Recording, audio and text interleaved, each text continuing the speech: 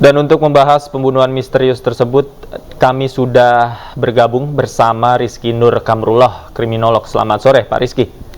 Selamat sore, Mas. Pak Rizky, jika kita lihat dari kasus ini, seorang pria ditemukan meninggal dunia dengan sejumlah luka tusukan. Kira-kira kalau kita boleh analisis, dugaan sementaranya seperti apa? Kalau kita lihat dari anatomi kasusnya ya, kalau motivasi kejahatan itu bisa beraneka ragam. Bisa dari orang yang ada cekcok orang yang terdekat, misalnya ada juga misalnya pelaku itu adalah orang yang tidak dikenal, baru dikenal, sampai dengan misalnya tingkatan tertentu itu kejahatan-kejahatan atau bisa tindakan yang berkaitan dengan aktivitas ilegal, misalnya seperti kejahatan terorganisir. Nah, ini mungkin memang kita tunggu hasil identifikasi ataupun hasil penyelidikan ya dari polisi ya, bagaimana pasti akan berkaitan ya, pelaku-pelaku ini memiliki kaitan tertentu dengan hal-hal yang akan mungkin dicari keterangannya oleh pihak polisi. Ya, Pak Rizky, kalau kita melihat kondisi jenazah korban yang dipenuhi oleh luka, tusukan, dan juga sayatan benda tajam, apakah ini juga dilatar belakangi oleh perasaan amarah atau dendam pelaku? Nah, tentu saja memang karakteristik dari tindakan ataupun pelaku bisa nanti diidentifikasi ya dari misalnya dari visum yang dilakukan oleh kedokteran forensik misalnya seperti itu, apakah bentukan-bentukan sayatan yang diterima oleh korban itu ada aspek-aspek tertentu yang misalnya bisa menyatakan bahwa oh iya ini penyayatan yang berdasarkan oleh emosi, atau juga misalnya penyayatan yang sudah dilakukan oleh orang yang mungkin biasa melakukan penyayatan terhadap tubuh seorang manusia, misalnya seperti itu. Baik, kalau kita lihat dari luka di tubuh korban, artinya tidak hanya satu luka, kemudian di bagian tubuh yang vital begitu, namun berkali-kali dengan tadi disebutkan luka sayatan, artinya apakah ini bisa dijadikan salah satu indikator bahwa mungkin pelaku ini tidak langsung membunuh secara spontan, namun memang mungkin ada niatan tertentu yang dilakukan pelaku terhadap korban, Mas? Nah, tentu saja nanti dari hasil pemeriksaan ya bisa kita lihat kemungkinan tertentu. Misalnya kalau kita lihat dari barang bukti yang memang ada di mobil tersebut misalnya ya, baik itu dari bentuk sayatan atau juga misal pisau yang terdapat yang masih menancap misalnya ya dalam tubuh korban, nah itu nanti akan diidentifikasi.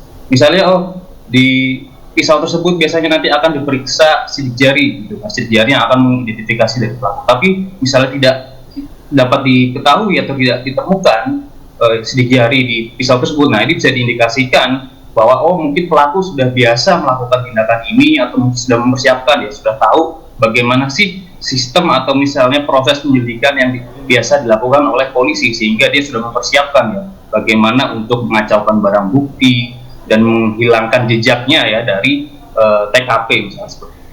Iya, Pak Rizky, kalau Anda menganalisa terkait TKP pembunuhan yang dilakukan di dalam mobil dan juga dekat dengan perumahan warga, apakah pembunuhan ini bisa diindikasi dengan pembunuhan yang dilakukan secara spontan atau terencana, Pak Rizky? Nah, tentu saja memang ini kalau misalnya kita ingin menyatakan ya apakah ini pembunuhan direncanakan atau memang merupakan suatu tindakan kejahatan atau pembunuhan yang reaktif, nah ini memang perlu kita kumpulkan banyak sekali berbagai macam keterangan, barang bukti, dan juga hal-hal yang memang berada di sekitar TKP. Misalnya seperti apakah misalnya tadi dia merupakan pengendara mobil ya, misalnya kita bisa lihat CCTV yang ada di perumahan tersebut atau CCTV misalnya yang merekam arah dari mobil tersebut. Nah, ini juga bisa diidentifikasi apakah memang pertama korban ini sudah menderita luka sayatan sebelum dia berkendara atau pada saat di mobil. Nah, ini juga perlu pendalaman lebih dalam lagi ya, sehingga kita akan bisa memutuskan apakah memang ini adalah model-model pembunuhan yang memang bersifat reaktif atau dia sudah direncanakan dengan maksud-maksud atau juga misalnya kepentingan serta tujuan tertentu dari pelaku. Oke, Mas Rizky, terakhir dari perspektif sosial, ini pembunuhan ini dilakukan di tengah perumahan. Kemudian tadi juga ada saksi yang sempat mendengar, mungkin barangkali warga takut begitu untuk menolong korban atau dengan apa yang terjadi, teriakan dan lain sebagainya, mungkin warga takut untuk menolong. Kalau menurut Anda jika menemukan hal-hal seperti ini, apa yang pertama kali harus dilakukan warga?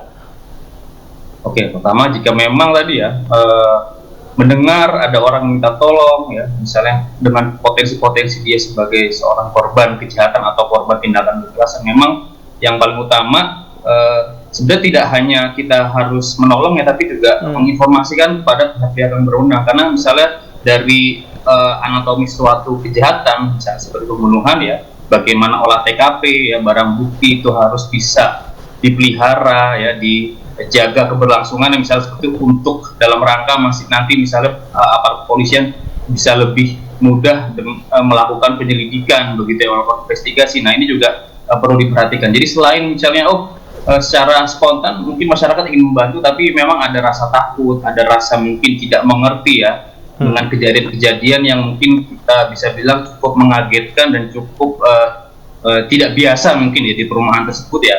Baik. Normal memang masyarakat merasa takut, tapi memang tadi ya menolong dan juga misalnya melaporkan kepada pihak berwenang secara cepat mungkin itu merupakan cara yang bisa diambil gitu oleh warga sekitar. Baik, terima kasih Pak Rizky Nur Kamrullah, kriminolog, telah bergabung bersama kami di iNews Sore.